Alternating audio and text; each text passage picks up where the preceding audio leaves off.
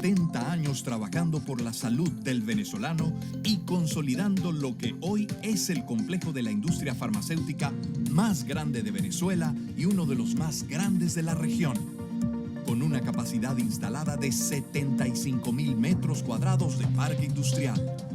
Nuestras 6 plantas están dotadas con tecnología actualizada traída de Alemania, Inglaterra, Italia y Corea, gracias a un relacionamiento continuo y alianzas internacionales con líderes de la industria farmacéutica. En nuestras instalaciones tenemos la capacidad de producir más de 125 millones de unidades al año en 70 líneas de producción, abarcando más de 22 formas galénicas.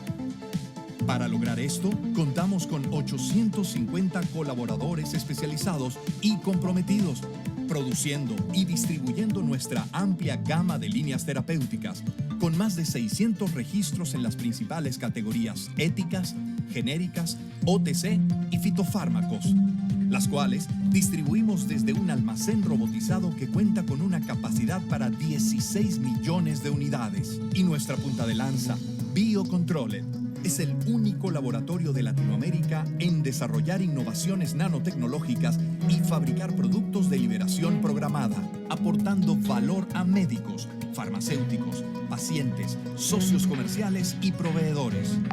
Guiados desde siempre por nuestros 5 pilares: talento humano, junta directiva, capacidad de producción, desarrollo e innovación y un amplio catálogo de productos y terapias. Grupo Leti. Nuestro compromiso es mayor. Muy buenas tardes, tengan todos los presentes, sean todos cordialmente bienvenidos a nuestra tarde académica de todos los viernes. Hoy vamos a ir una vez más de la mano de nuestros amigos de la sección de oncología pediátrica de la Sociedad Venezolana de Oncología. Mi nombre es Pastor Galicia, Chief Medical Officer de Grupo Leti, y tengo el gusto de presentarles hoy una actividad que va a ser muy emotiva, toda vez está siendo llevada adelante en el marco del Día Internacional de la Lucha contra el Cáncer Infantil. Para ello tendremos la moderación de la colega doctora Emilia Mora. La doctora Emilia Mora es médico pediatra y oncóloga pediatra, gerente en servicios asistenciales de salud, jefa del Departamento de Pediatría del Centro Médico de Caracas y miembro de la Sociedad Venezolana de Oncología, en donde es presidente de su sección de Oncología Pediátrica. La doctora Mora coordinará esta actividad, la cual, y como un amable recordatorio, les pido por favor que a partir de este momento mantengan apagadas sus cámaras y silenciados sus micrófonos, así como cualquier equipo o dispositivo electrónico que pueda causar interferencia con la transmisión de este evento, recordándoles una vez más que pueden realizar sus preguntas por medio del chat para dar inicio a la discusión una vez finalizada la conferencia. Una vez más, agradecidos por su presencia acá y gracias a todos ustedes por ser parte de este cambio, por creer y confiar y trabajar juntos en el país que necesita el esfuerzo de cada uno de nosotros. Hoy, en esta nueva etapa del Grupo Leti, nuestro compromiso contigo y con la salud del país es mayor. Los dejo entonces en la amable compañía de la doctora Emilia Mora para la presentación de nuestra invitada de hoy. Doctora Mora, los micrófonos son todos suyos.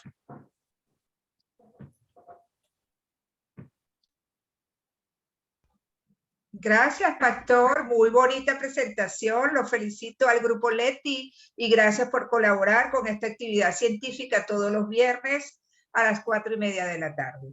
En el día de hoy vamos a hacer un cambio en todo lo que es oncología y vamos a hablar un poco de la parte de la psiconeuroterapia infantil. Emocionarnos puede ser la cura. Esta es una herramienta que vamos a tener y va a ser por parte de la doctora Vanessa. Vanessa es psicopedagoga egresada del Colegio Universitario de Psicopedagogía de aquí de Caracas. Hizo terapia infantil en la Universidad de Anahuac, Cancún, México. Es psicoterapeuta y hipnoterapeuta del Instituto Edison, Madrid, España.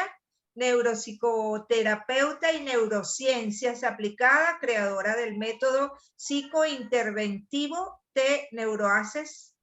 Y bueno, aquí tenemos a esta preciosa chica, inteligente, y que nos va a dar una conferencia que sirve como herramienta para abordar el paciente oncológico. Con ustedes, la doctora Vanessa. Gracias, muy buenas tardes. Gracias, Emilia, gracias, Pastor, por este preámbulo maravilloso. Para mí es un gran honor y un placer estar hoy con ustedes, sobre todo porque todos los que estamos hoy presentes somos forjadores de la salud, en cualquiera de los ámbitos, de los aspectos del ser humano, pero todos estamos aquí por una causa noble y es estar funcionando en gira, como digo generalmente en las conferencias, girando en función de la salud y el bienestar en general de todos los seres humanos.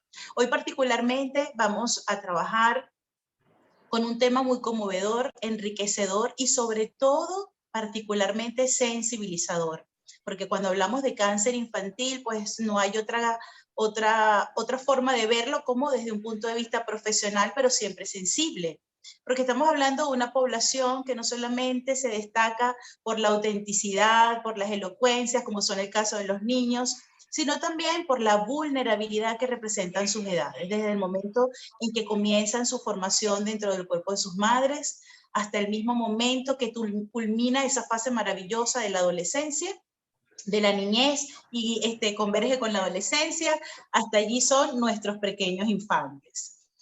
La psiconeuroterapia, hoy particularmente siendo una base de este tema, llegó para explicarnos, en el caso de ustedes como médicos oncólogos infantiles, que el cáncer, más allá de ser una enfermedad que atenta o amenaza, porque es crónica contra el crecimiento, el desarrollo evolutivo y la vida de nuestros niños, también es una puesta en manifiesto de que indudablemente este niño ha traído consigo a lo largo de su vida, inclusive por muy temprana que sea su edad, una serie de emociones que han crecido dentro de él y se han gestionado en detrimento de su salud. La psicobiodecodificación ha hablado acerca de la forma en que los seres humanos experimentamos las emociones, en la forma en que las gestamos, y cómo éstas pueden convertirse para nosotros una forma de bienestar, una forma saludable de vivir, como también en enfermedades. Y ese es el caso del cáncer. Se ha comprobado a través de la neurociencia afectiva y de varias neurociencias aplicadas que han estudiado el mundo de las emociones, que las emociones tienen un gran impacto en nuestras vidas. Indudablemente, las emociones es ese puente que conecta al ser humano con su mundo exterior. Es el vínculo, es el enlace. Las emociones no son una estructura solamente de la mente. Las emociones realmente son una respuesta neurofisiológica del ser humano y que si las sabemos gestionar, indudablemente podrían girar en función de nuestro crecimiento y de nuestra evolución como seres. Pero si en el caso contrario siempre nos conectamos con emociones descompensadoras o descontadoras, porque no hay ni buenas ni malas, todas son importantes, lo importante es cómo la usamos y con qué frecuencia y bajo qué situaciones. Entonces, lamentablemente, pues el cáncer ha sido uno de esos cuadros de enfermedad crónica que pone de manifiesto pues, que hay una neurogestión indebida, inadecuada en el niño sobre su vida, sobre sus emociones, sea bien a través de los cualquiera ámbitos sobre el que el niño está creciendo. Comenzamos desde su identidad personal, desde su nombre y su apellido, su interrelación con sus familiares, su interrelación con sus maestras, con sus maestros, profesores, su interrelación con sus compañeros y amigos, con la comunidad, su propio carácter, con condiciones genéticas y temperamentales y su conducta sexual. Son 7 ámbitos fundamentales sobre los que los niños se desenvuelven, aspectos de la vida que nos conforman el ser y la personalidad, y son esas áreas precisamente en donde ponemos de manifiesto si estamos creciendo dentro de un entorno que nos haya educado a nivel emocional. Obviamente, en el caso de los niños con cáncer, estamos viendo que no es así. Existen varios estudios neurocientíficos que explican a través de la epigenética y de la epistemología genética que existen niños que a tan temprana edad presenten este tipo de enfermedades porque traen codificado en esa estructura invisible, intangible, pero que el órgano o los órganos del cuerpo leen y que lamentablemente ya vienen cargados posiblemente de un sufrimiento incluso que no les pertenece. Esa herencia emocional que adquirimos durante la gestación, como es el caso de los estudios epigenéticos, a través de cómo fue ese desenvolvimiento de mi madre mientras estaba mi cuerpo, mi vida dentro de ella, cómo fueron mis relaciones con mi familia, cómo ha sido mi condición de vida dentro de ella, fui aceptado, fui esperado, fui anhelado o soy rechazado. Todo esto va marcando el futuro psicofuncional del niño. Obviamente, una vez que nace, comienza a correr la calidad de vida intrauterina que él experimentó dentro del cuerpo de su madre y a partir de allí la psicoevolución que va presentando, porque esta vida intrauterina que se desarrolló no solamente desarrolló su cuerpo físico, sino también su estructura psicofuncional. Existen afortunadamente niños con gran carga de inteligencia emocional, capaces de gestar esto y muchas otras cosas, con una capacidad de enfrentar las batallas de la vida de una manera increíble, que tal vez inclusive muchos adultos no tenemos, o bueno, me saco un poquito acá del grupo por lo que mucho que he trabajado mi mente, ¿no? Pero que en algún momento no teníamos ese conocimiento.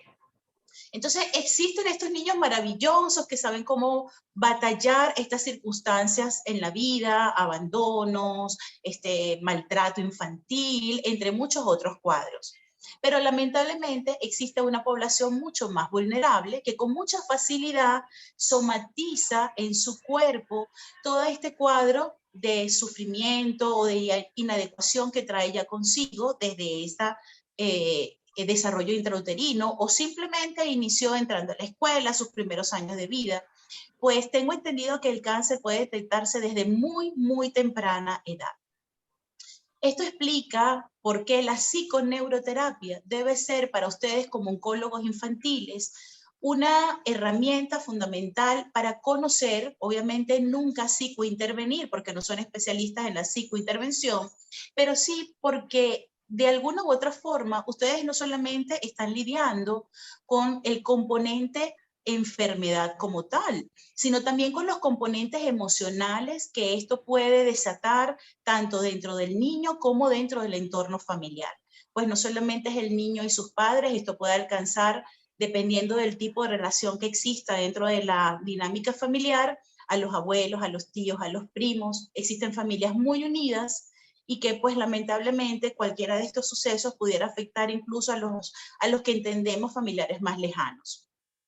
Cabe destacar que es importantísimo saber que la psique de los niños no solamente está en manos de los padres. En este caso, ustedes como médicos oncólogos, en algún momento van a tener que escuchar, percibir, sentir, creer y hasta comportarse como médicos y de alguna u otra forma como terapeutas emocionales. Habrá momentos de vulnerabilidad, de sensibilidad mayor que estos pacientes y sus familiares manifiesten para ustedes. Una reconocida psiquiatra, médico psiquiatra española, María Rojas Estapé, escritora de un libro maravilloso que leí, que viví, porque yo ese libro lo viví, llamado ¿Cómo hacer que te sucedan cosas buenas?, explica en su libro que la neurociencia es la base de las emociones. Y entender que las emociones pudieran ser la causa de la enfermedad, pero también la causa de la cura, es una herramienta maravillosa para ustedes como médicos tratantes. ¿Por qué razón? Porque muchas veces desde el mismo momento en el que entramos en esa etapa o en esa fase de análisis de la detección del cáncer, y que también, por supuesto, esto nos va a permitir entrar en una fase de diagnóstico y de ver realmente si nos encontramos en una fase temprana que pueda procurar darnos una oportunidad de cura. Durante todo este proceso, indudablemente, las emociones juegan un papel fundamental. La forma en que abordamos la información, la forma en que la compartimos a los padres, la forma en la que ellos la toman y luego la interacción de todos ustedes con respecto al niño puede impactar considerablemente en él. Si manejamos esta información cuando se trate, por ejemplo, en casos en donde el pronóstico es favorable, porque entendemos que por la detección temprana pudiera haber una gran posibilidad o un gran porcentaje de... Sería mucho, a lo mejor, mucho más fácil para ustedes como especialistas comunicar a través de una emoción positiva todo lo importante que habría que cumplir con el tratamiento, cumplir con los protocolos y a partir de allí esperar una cura maravillosa. Existen otros casos en donde lamentablemente la detección no es tan temprana y pudiéramos encontrarnos un cuadro de compromiso mucho más complejo. En cualquiera de los casos es importante saber que la forma en que comunicamos va a impactar siempre de manera contundente en la psiquis del niño y de su familia. Estamos en una era en la que prácticamente podríamos decir los últimos 20 años, estas últimas 2 décadas, nos han querido vender que tenemos que ser felices a toda costa. Y que la felicidad es como que una meta, un objetivo o una cima casi inalcanzable y que solamente le pertenece a los más astutos, a los más talentosos, a los más rápidos, a los que más tengan suspicacia. Que ser felices son instantes, segundos, minutos, que hay que aprovecharlos porque no siempre se tienen. Nos han vendido como una obcecada visión de que tenemos que buscar la felicidad a costa de lo que sea. Y realmente esto lo que ha hecho es detonar, sobre todo en las familias más vulnerables, una sensación de fracaso y de sufrimiento, porque entienden que la felicidad, como es un reto, y posiblemente no contamos con las herramientas, desde ya estamos condenados a hacer lo contrario, infelices. Y lamentablemente esto ha generado muchísimos trastornos psíquicos en las personas. Y estos trastornos psíquicos somatizados se han convertido en enfermedades. No solamente el caso de cáncer, existen múltiples enfermedades que han afectado considerablemente la salud de los niños e incluso de sus familias. O sea, todos estamos expuestos. Recientemente estamos atravesando un periodo de pandemia y así lo pone de manifiesto. ¿Qué quiero decir con todo esto? Si comenzáramos como especialistas que estamos tratando con una población vulnerable, tratar de cambiar la visión que tenemos de felicidad y comenzar a compartir con cada uno de nuestros pacientes desde la felicidad, entenderíamos que la perspectiva de vida sería mucho más alta. ¿Por qué razón? Porque la felicidad, como bien lo dice, y por eso la mencioné, la doctora María Rojas Estapé, la felicidad realmente es un estado de conciencia que nos conecta con nuestro yo interior. Y que la felicidad es simplemente pensar, sentir, creer y comportarse como seres que tenemos derecho a acceder a todo aquello que deseamos.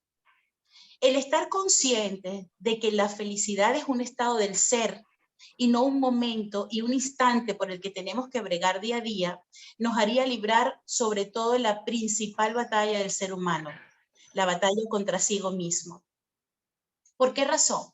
Porque la batalla contra nosotros mismos nos va a permitir entender y comprender que dentro de nosotros contamos con el poder, el talento y, digamos, ¿por qué no?, con la facilidad de poder emplear todas nuestras herramientas neurobiológicas para conectarnos con la vida desde una manera más simple.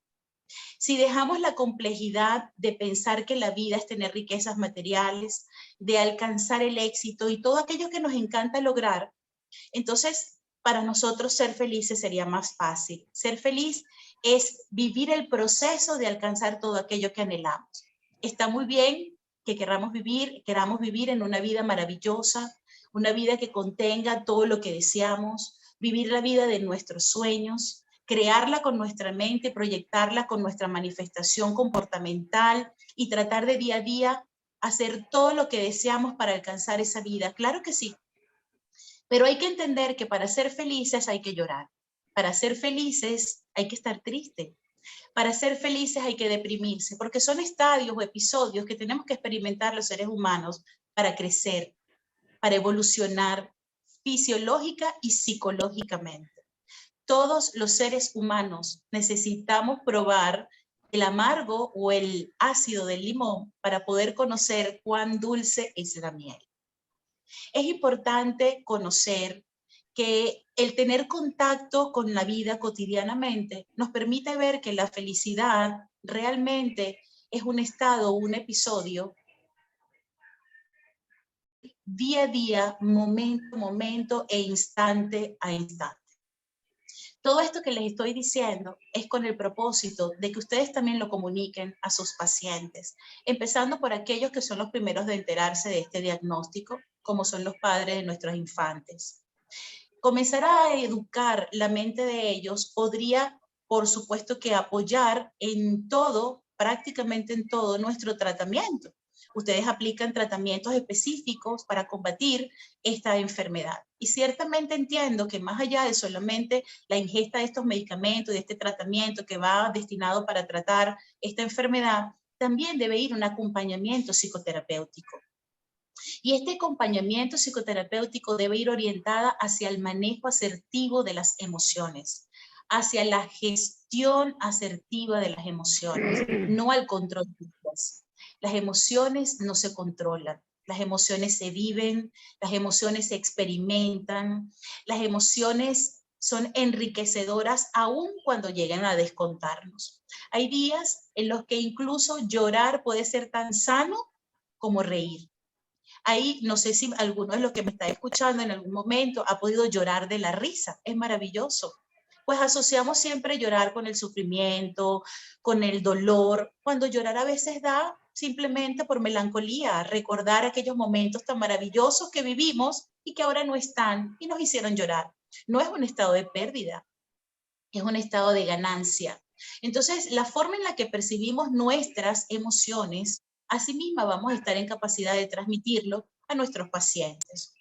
La psicoterapia es importantísimo para los padres. Siempre en las primeras recomendaciones está el acudir a un terapeuta, a un psicoterapeuta que puede enseñarlos a cómo vivir a partir de ese diagnóstico con sus hijos. Aun cuando he leído dentro de mi formación, cuando doy este tipo de conferencias, que en el caso de los niños generalmente el diagnóstico que se procura es muy oportuno y optimista, ¿verdad? Es muy positivo. No siempre, en todos los casos, es así. ¿Qué tiene de diferencia decirle a los pacientes, y en este caso los pacientes por desinformación, transmitirle a sus hijos que debe luchar contra una enfermedad, que debe bregar contra una enfermedad, cuando tal vez ellos ni siquiera están dotados todavía psicoevolutivamente hablando para bregar con la vida cotidiana? Entendemos que los niños pequeños aún ni siquiera están dotados para lidiar con sus hábitos, con la disciplina. ¿Cuántos de nosotros no tenemos horas con nuestros hijos? Recoge, báñate, peínate, algo tan común y habitual como los hábitos. ¿Creen ustedes que un niño de 8 años, 9 años, 10 años esté en capacidad de lidiar con palabras tan fuertes como los que transmiten sus padres? Generalmente sabemos que los médicos en la mayoría de los casos no lo hacen, pero tener que lidiar con los papás y decirles, tienes que bregar con esto, tienes que luchar contra esto. Es distinto cuando le hablamos de su condición, de la situación en la que en este momento se encuentra su salud, pero que definitivamente conectándolo con la felicidad podríamos hacer un cambio radical dentro de su psique y por consiguiente en cada una de sus células. El mensaje para todos en este momento es educarnos a nivel de psico-oncología. Cuando nosotros estudiamos psico-oncología, ustedes como médicos, leemos, a lo mejor pues hacer la especialidad sería ideal en la medida de las posibilidades de cada uno. Si no, pues simplemente leer todo lo que se puede acerca de psico-oncología y formarse en este sentido nos permitirá saber que de nada sirve comentarle a los niños que debe bregar con la enfermedad o que debe luchar contra la misma. Entendemos que a cada uno de los papás hay que darles un diagnóstico real y una perspectiva muy verdadera de la situación en la que se encuentra el estado de salud de su hijo, pero también siempre aportando que las posibilidades son infinitas partiendo de la gestión de las emociones. La biopsicodecodificación, también llamada inmunología, le está dando la vuelta al mundo, porque se ha descubierto a través de múltiples conferencistas internacionales, médicos en varias disciplinas médicas, que efectivamente las células pueden responder a nuestras afirmaciones. Entonces nuestras recomendaciones podrían empezar por allí. Comenzar a hablar con los padres acerca de la importancia de conectar a nuestros hijos con las emociones contadoras. Todas son positivas, no existen emociones negativas, todas son positivas. Hay momentos en los que estamos saturados y necesitamos llorar para descargar la energía sináptica que se genera en el lóbulo frontal. A veces estamos fatigados físicamente y nos sentimos lánguidos, agotados, no tenemos energía y simplemente necesitamos dormir, descansar. Y esa depresión o esa languidez, ese desgano, ese desánimo, simplemente nos avisó que teníamos que descansar. Todas las emociones son importantes porque cada una de ellas nos conecta con la situación real en la que nuestra mente, nuestro cuerpo e incluso nuestro espíritu pudiera estar experimentando en ese momento. Conectarse con las energías positivas y con las emociones positivas van a hacer que la amígdala cerebral no se sienta detonada constantemente. En cambio, cuando nosotros comunicamos sobre el desafío y el reto que implica someternos a estos tratamientos, como es el caso de lo que muchos padres han transmitido a sus hijos, esta aclaratoria lo hago porque sé que los médicos tienen mucho tacto cuando transmiten este tipo de cuadros clínicos a sus pacientes, sobre todo a los padres, que principalmente son los primeros en enterarse. El asunto es cuando toca a los padres comunicarlo a los hijos y la forma en que abordan en casa el cuadro. Muchas veces se someten a una depresión tal y a un desgano tal y a un sufrimiento que ni el mismo niño que presenta el cuadro clínico lo reconoce. Los digo con conocimiento de causa porque he tenido muchísimos casos en el que he podido atender a familiares con personas dentro de la familia que están incluso 2 y 3 miembros pasando al mismo tiempo por la misma situación, por algún cáncer, cáncer de mama, cáncer de colon, y pues he tenido que hacer esta acotación.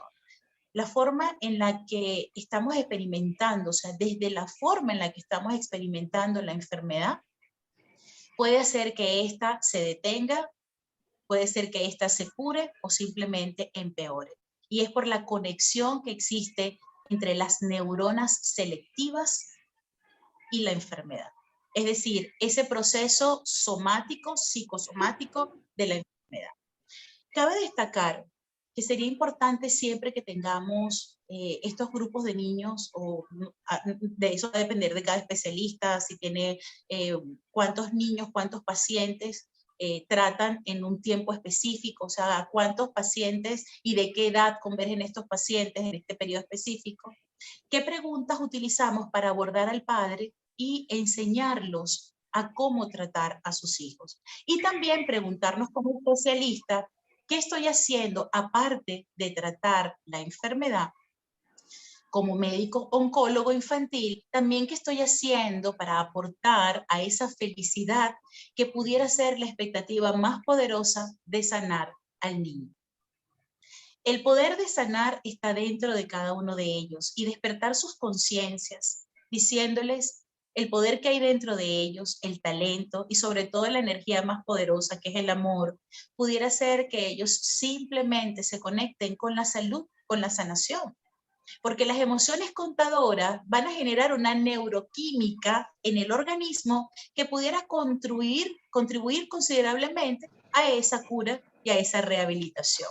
Por ejemplo, estar constantemente bajo los efectos de la serotonina, de la dopamina, de las endorfinas, pudiera ser que el paciente, aún cuando su cuadro es difícil, se conecte con la esperanza del cambio, con el estadio transaccional y no lo que llamamos condenatorio, ¿no? O sea, que más que el paciente se sienta que está en un estado de condenación hacia no estar luego con nosotros, simplemente explicarle a los padres que existen todas las posibilidades desde nuestra perspectiva poder alcanzar la cura.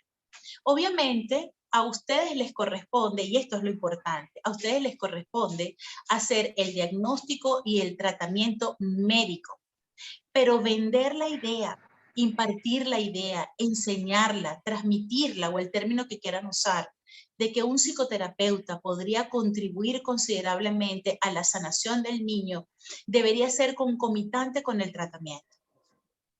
Es importantísimo que los papás sepan, los padres sepan, o las familias, porque a veces estamos bajo el cuidado de un tío, de un abuelo. Es importante que sepan que depende también de la estructura psicofuncional, emocional del niño, para superar con mucho más rapidez estos cuadros de compromiso de salud. Recientemente pude experimentar, ver la forma en la que una madre de manera tan loable, tan amorosa y tan hermosa compartió con su hijo en su momento lo que podría ser, aunque no fue el caso de un cáncer, fue otra enfermedad, lo que podría ser el fin de su vida. Sin embargo, este adolescente, producto de ese trabajo psicoterapéutico tan fuerte, tan profundo y sobre todo tan conmovedor junto a su madre, hicieron que la condición de la esperanza que él tenía, de las expectativas tan positivas, hicieran que esos resultados cada vez mejoraran y fueran más favorables para él.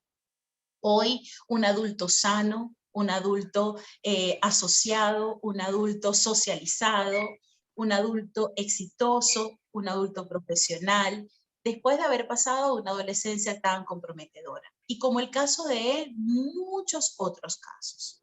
Creo que lo que más tenemos que vender, y como estamos hablando de que están vendiendo la felicidad, pues nosotros también vamos a vender la felicidad, pero no la vamos a vender con esa expectativa obcecada de que es difícil de alcanzar. Hay que concientizar a las personas con saber que la felicidad es un estado permanente de todos los días, de cada momento, de cada minuto y de cada segundo dentro de cada uno de nosotros. Porque la felicidad, si está sujeta a aquello que no tenemos, siempre va a ser inalcanzable. Pero si la felicidad está sujeta a nuestro estado del ser, que siempre está con nosotros y que nunca nos abandona, será mucho más fácil para nosotros poder comprender qué es realmente la felicidad. Y si nos conectamos con ese estado de tranquilidad, de armonía, de paz y de felicidad todos los días, entonces estaríamos más expuestos hacia sentirnos felices que hacia esa vida inalcanzable de una expectativa rigurosa y de incluso pensar en el fracaso. Hay muchas personas que ven cada día como un reto inalcanzable, que cada día es más difícil la existencia, porque es la forma en la que se educó lo que es la felicidad y el éxito para esas personas. Si en cambio comenzamos a promover que la felicidad es un estado interno y que conectarnos con lo más bello que tenemos todos tenemos virtudes. Todos tenemos una posesión maravillosa del estado del ser. Todos por dentro tenemos un talento increíble. Todos tenemos un poder de felicidad que no se imaginan. Y si nos hacemos conscientes de ellos y comenzamos a usarlo en nuestras vidas diariamente, nos daremos cuenta que somos más felices de lo que nos imaginábamos. ¿Cuántos de ustedes eran felices y no lo sabían? He escuchado en pospandemia, éramos felices y no lo sabíamos. ¿Por qué? Porque no estábamos conscientes de que la felicidad era un estado dentro de nosotros. Por allí, María Alonso Puig, un gran conferencista internacional médico, colega igual de ustedes, cirujano, en algún momento nos enseñó a través de sus múltiples conferencias que el mindfulness, la práctica mindfulness, es una de las prácticas más poderosas para conectarnos con el poder interior de la felicidad y comprender que la felicidad no es un estadio, no es un instante, no es un minuto, es un estado permanente del ser y que se consigue desde la armonía interior y desde la paz interior. Por allí una frase célebre de un tibetano famoso, Mahatma Gandhi, decía: definitivamente lo más importante para nosotros los seres humanos es saber que estar conectados con la felicidad es más simple de lo que nos imaginamos. La paz es una emoción poderosa que nos puede hacer tan poderosos como los efectos que ella causa dentro de nosotros. La armonía de poder llegar a un lugar maravilloso y compartir con gente maravillosa como hoy lo estoy haciendo yo con ustedes, desde la simplicidad, desde la autenticidad, desde el llenado de amor y desde el vacío de la desesperanza, entendemos que la vida es maravillosa y que vivirla, experimentarla cada día, nos hace cada día más felices. Tener vida, respirar, ver, oler, tocar, sentir, el poder degustar a través de todos nuestros sistemas sensoriales nos conecta con la existencia, y estar vivos es la razón principal por la que podemos ser felices.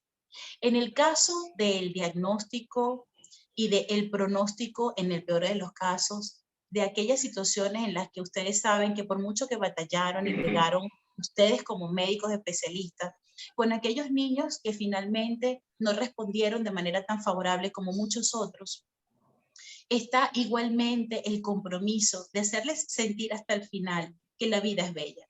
¿No se recuerda esa película que ganó un premio internacional llamada La vida es bella? Lo particular, creo, de esta película fue cómo el niño, en medio de una guerra mundial, su padre, a través de su actitud, de sus pensamientos, de sus sentimientos, sus creencias y sus acciones, le hizo ver al niño durante plena guerra que cada día era más maravilloso que el anterior. Le hizo ver y conectar que cada día con sus experiencias podía crecer y seguir disfrutando de cada momento y de cada instante. Pues nos corresponde a nosotros como especialistas, aún cuando estamos bregando por la salud de aquellos más comprometidos, que definitivamente hasta el final hay que hacerles sentir que la vida es maravillosa. Yo tengo una frase con la que quiero cerrar y creo que es una frase muy conmovedora, pero que pudiéramos transmitirla a esos padres desesperanzados, quienes realmente van a sufrir la pérdida, porque aquellos vulnerables infantiles, auténticos infantiles, maravillosos infantiles, que les toque partir y que no está de nuestras manos no haber podido lograrlo en su momento, pues se escapó después de haber hecho mucho trabajo médico y terapéutico, pues tocó partir de esas situaciones en la vida en la que lamentablemente las posibilidades se escapan de más allá de lo que podemos hacer. A esas madres hay que decirles desde ya, cuando llegue ese momento de dar ese diagnóstico no esperanzador, enseñarles que cuando llegue ese momento podemos transmitirle a nuestros infantes que la felicidad es ese momento, ese instante permanente dentro de nosotros. Y decirles algo así como, si para ser feliz me toca acostarme, cerrar los ojos y soñar sin saber a qué hora voy a despertar, entonces ya vengo, mamá, voy a ser feliz. Muchas gracias.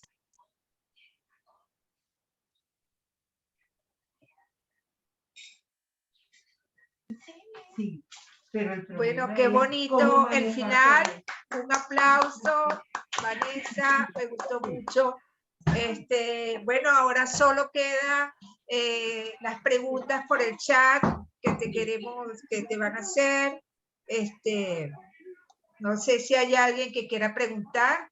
A veces son temas que nos dejan así como que no tenemos que preguntar porque nos dejan pensando, nos vamos para la casa y después las preguntas salen a los días, porque de verdad que son... Bueno, sería conveniente, si es así el caso, los invito a abrir un chat conmigo, solamente de ustedes, me invitan y si salen esas preguntas 2, 3 días después, cuando la conciencia deja de gestionar tanta información, entonces yo con gusto responderé, si ese es el caso. Cualquier otra pregunta que quieran en este momento, que ustedes sientan que pueden hacer. Preguntan aquí, preguntan. La doctora Belén tiene una pregunta por aquí, que ya está conmigo. Ok. Doctora Belén, un placer. Hola, ¿cómo está? Muy bien, gracias. ¿Ese tipo de terapia sirve para cualquier paciente crónico? Es correcto, sí, ciertamente. Ciertamente, ¿por qué? Porque lo que queremos precisamente es que el paciente no se sienta crónico. Okay. O sea, imagínense, cada día trae su dificultad, cada día trae su batalla, ¿no? Y hacerle sentir a una persona que está batallando contra algo que finalmente no va a tener resultado, va a ser sus días más tristes. Yo no estoy de acuerdo con el engaño de ninguna manera. La persona tiene que saber qué enfermedad tiene, pero ¿por qué decirle te queda tanto, pasa tanto? O que eso generalmente lo hacen los padres, los médicos no lo hacen. Pero los padres en su desesperación, en su desinformación, agudizan todo y terminan inclusive diciéndoles a ellos, te queda poco tiempo entre nosotros y te quiero disfrutar lo más que pueda. Y el niño no puede gestionar eso, es lo que había hablado. Si no puedes gestionar un hábito, una costumbre, una disciplina, ¿cómo vas a gestionar que le digas te queda un tiempo X de vida, no? Y yo he tenido que ver eso en las familias. Por eso yo siento que es importante en el caso de un paciente crónico informarle a los padres lo importante de hacerle vivir la felicidad hasta el último día. Hasta el último día. Él no tiene por qué saber es mañana, es pasado. ¿Se sintió mal? Sí, mi amor, estás mal, te sientes mal. Son partes de los síntomas de lo que estás presentando, pero toma tus medicinas, estamos en la cura de tu enfermedad, estamos en ese proceso. A él hay que hablarle, al paciente, al niño, a la niña, hay que hablarle de proceso. A ellos hay que hablarles del proceso y dejarlos simplemente con el proceso. Llegará el día en que despertarán y el proceso ya no continuará. Pero se fueron y ascendieron a otro plano, o lo que crean las personas, no lo sé, ¿no? O sea otro plano, otra vida, simplemente abandonó este plano físico y ya, sea cual sea el lugar donde partan los seres humanos, hasta el último día de mi existencia física aquí, sentí y supe que era un proceso. Okay. Entonces es importante conversarlo con los padres de esa manera. La recomendación es una enfermedad para tratarla junto a un psicoterapeuta.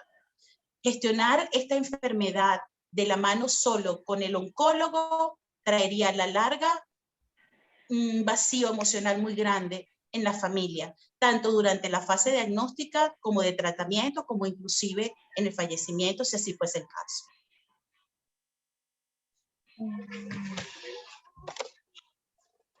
¿Alguna otra pregunta?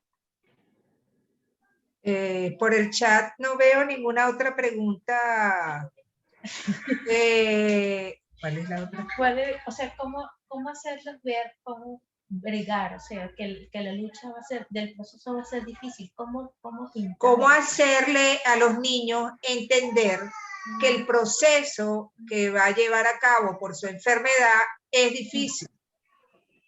Sí, yo pienso que esa parte hay que quitarla. Vamos a hablar de constancia y de disciplina. Okay. Debes ser constante en tu medicación, debes ser disciplinado con los hábitos. Recuerda que estás en una situación muy delicada que merita de mucho cuidado, y para que puedas colaborar con nosotros en tu tratamiento, es importantísimo que seas disciplinado.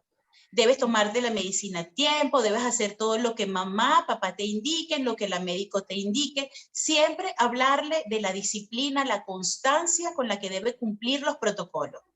Pero yo creo que hacerle ver que es difícil no es necesario, no vale la pena. Hacerle ver la dificultad no vale la pena, porque el hacerle ver la dificultad, y les voy a explicar por qué, más allá de ser una información mental, o sea, un pensamiento, realmente se convierte en una respuesta etimológica. ¿Por qué? Porque va a detonar la amígdala cerebral. Y cuando detonamos la amígdala cerebral, la amígdala va a enviar un estado de alerta permanente al organismo. Y junto con ella una neuroquímica que en teoría no va a trabajar positivamente en función de la medicación.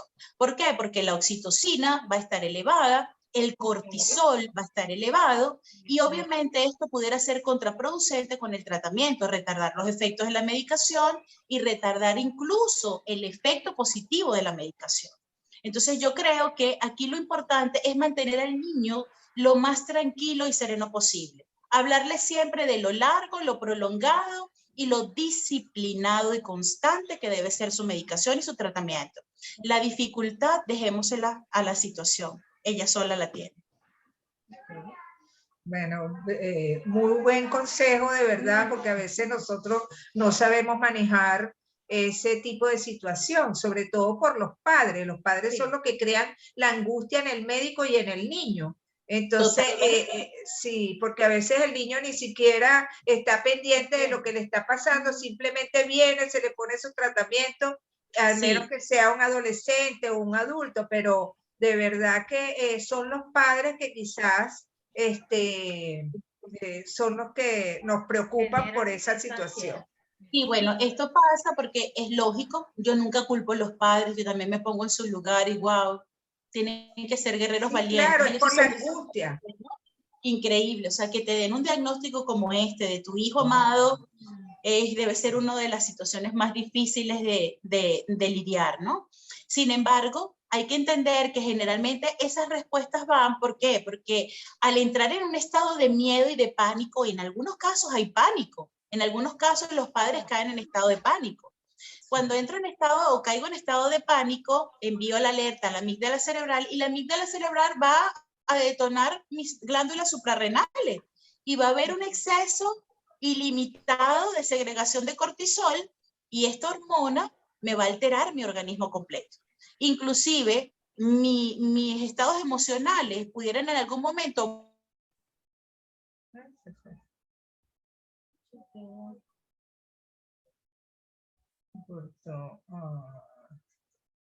Se fue la onda.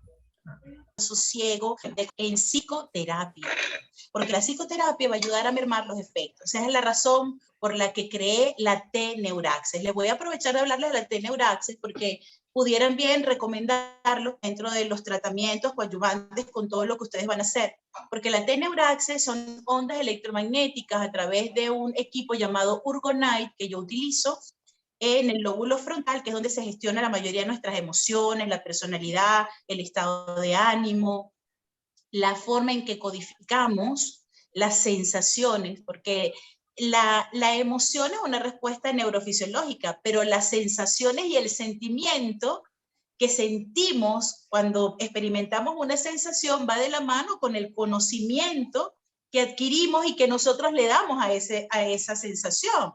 Por ejemplo, la culpa, hay gente que habla del sentimiento de culpa. El sentimiento de culpa no existe. La culpa no es un sentimiento. ¿Sí ven? Entonces, es la connotación que, de acuerdo a nuestro conocimiento, a la educación que recibimos, le estamos dando. Entonces, yo gestiono en el paciente, a través de la T-Neuraxis, un estadio permanente de bienestar, de esperanza. La esperanza sí es realmente una emoción maravillosa.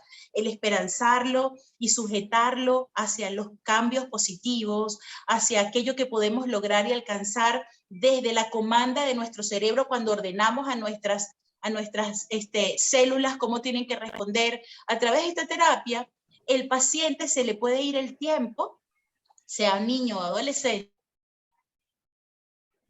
Ay, se está yendo la onda. Sí, está como... Pero es de ella. Se está yendo la onda de la doctora. Sí, es que dice que su ancho de banda está inestable. ¿Cómo? Que el ancho de banda de la red de Vanessa, dice aquí en la pantalla, es muy bajo. Entonces, de vez en cuando se nos queda congelada su imagen. Ok, entiendo. Entonces, por eso hablé también bastante lento, porque en algún momento sí pudiera ser que el internet no es muy bueno acá. Donde yo vivo en Pros del Este es un poco más débil. Entonces, bueno, en eso consiste la T-Neuraxis. Es un coadyuvante del tratamiento de ustedes. Me ayuda a tener la psicoterapia adecuada y perfecta para preparar tanto a los padres como al niño o adolescente a poder hacer frente, pero desde la felicidad, desde la armonía, el equilibrio, a este cuadro. ¿Sí? Consigue los potes de mamá. No sé quién está metido. Que tiene el micrófono abierto. Sí, es correcto. ¿Alguna otra pregunta? Por aquí hay una pregunta. En la psicoterapia se busca un balance psicoemocional y físico, asociado a la comprensión y concientización del grupo familiar, el paciente y el médico. Es una pregunta. Así es correcto, es así. Es que de hecho la pregunta, si ustedes la leen, tiene la respuesta. La pregunta es la respuesta. La psicoterapia busca establecer una relación vinculada de los tres, porque no podemos estar desasociados: médico, psicoterapeuta y familia. La psicoterapeuta, porque tiene que estar al tanto del diagnóstico médico y del tratamiento que se le está aplicando al infante o al adolescente. Y por supuesto a la familia, porque la familia tiene que estar consciente de cuál es el vocablo, de cuál es la actitud que debo tener ante esta situación. Y no solamente eso, sino también hacer psicoterapia a los padres, porque ellos también necesitan canalizar toda esa serie de emociones revueltas que llevo dentro y que no sé cómo encontrar la puerta para equilibrarme en un estadio como este, ¿no? Vuelvo y les repito, la empatía es importante acá. A veces para nosotros pedir equilibrio, tranquilidad y comprensión simplemente son 3 palabras, pero a veces alcanzarla teniendo en casa la posibilidad de perder a nuestro hijo, pues debe ser algo sumamente difícil. Entonces la empatía debe protagonizar en cada una de las psicoterapias y en cada uno de los encuentros del médico con el paciente. Pero yo pienso que ustedes básicamente tienen que cumplir con 2 aspectos importantes dentro del tratamiento. El primero, siempre hablar con los padres y decir la importancia de no transmitir la gravedad al niño. Okay. No hay que transmitirla. Nadie está diciendo ocultar el cuadro, el niño debe saber qué tiene, pero ¿por qué desde ya avisar la gravedad? ¿Sí? Lo que sí debemos comprometer al niño es con la disciplina, la recurrencia y el cumplimiento cabal de la medicación y el tratamiento, la asistencia a cada una de sus terapias. Y por consiguiente, el tercer aspecto, que no lo había dicho, pero que creo que hay que unirlo, la necesidad de informar a los padres que esto no es solamente un tratamiento médico, es un tratamiento también mental, psicoterapéutico. Ellos necesitan contar con las herramientas de apoyo para hacer frente a un flagelo como este, porque emocionalmente puede convertirse en un flagelo. Puede llegar inclusive a causar un trauma que podría inclusive también vulnerar la estabilidad y la salud física de los padres post-mortis. O sea, eso también puede ocurrir. Bueno, Vanessa, sin más, muchas gracias. Ya creo que no hay más preguntitas por aquí. Son unas reflexiones muy importantes, sobre todo que todos los 15 de febrero se celebra la lucha contra el cáncer infantil. Entonces, y eso es como para concientizar sobre esta enfermedad, y lo más importante, que es una enfermedad que si se diagnostica a tiempo, se trata a tiempo y se suman las herramientas, el niño se puede curar. Muchas gracias. Así es. A ustedes. Quiero invitarles a seguirme en mi red social, en Instagram, @Vanessa Terapeuta Oficial.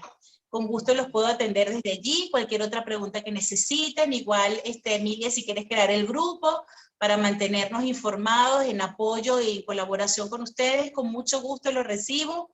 Les mando 1000 bendiciones, infinitas bendiciones a todos y esperemos vernos pronto en una nueva conferencia con un nuevo tema. Estoy abierta a colaborar siempre con ustedes. Un abrazo grande, muchas bendiciones para todos. Gracias, gracias. Los dejo con Pastor, nuestro director médico del Grupo Leti. Muchas gracias, doctora Emilia. De verdad fue una conferencia bastante emotiva y bueno, de acá me voy bien sensibilizado de mi oficina. No me queda sino entonces agradecer en primer lugar a Vanessa por su extraordinaria disertación, a la doctora Emilia Mora, como siempre brillante en la moderación de las actividades de la sección de oncología pediátrica, y a todos los presentes por haber estado una vez más con nosotros un viernes por la tarde para disfrutar pues de estas actividades de educación médica continua que en conjunto con la sección de oncología pediátrica de la Sociedad Venezolana de Oncología, el Gran Laboratorio de Venezuela, el Grupo Leti trae para todos ustedes. Gracias por creer y por confiar y por trabajar juntos en el país que necesita el esfuerzo de cada uno de nosotros. Hoy, en esta nueva etapa del Grupo Leti, en este año 2022, nuestro compromiso contigo, colega, y con la salud del país es mayor. Muy buenas tardes y será hasta la próxima. Chao. Gracias. Chao. Gracias, chao. Ay, no tiene otro juego.